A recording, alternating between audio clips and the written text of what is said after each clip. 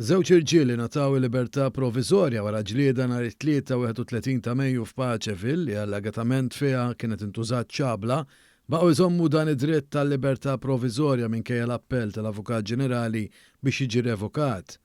Mohammed Ali al-Musrati li bjan ta' 36 sena u Hossein Umu Milan, Iranjan ta' 24 sena, qed jiġu mixlija li kkaġunaw ġrieħi gravi lil żewġ persuni oħra.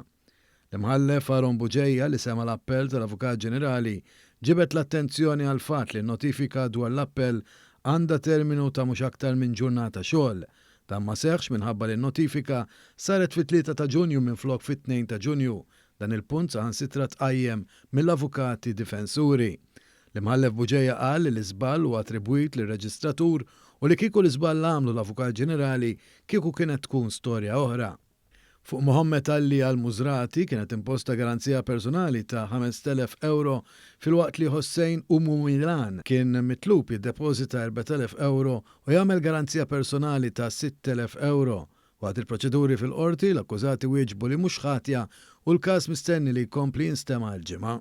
Il-prosekuzzjoni titmexxa mill-ispettur Gian Paul Attard fil-waqt li l-avukati Franco De Bono u Francesca Zarb qed jidhru għal Musrati u għal Umu Milan. Jason Aquilina li kien jaħdem bħala technical officer mal-kumpanija Go se jingħata kumpens ta' 32,500 euro fi żmien xahar wara l-instab li tkeċċa mix-xogħol b'mod inġust.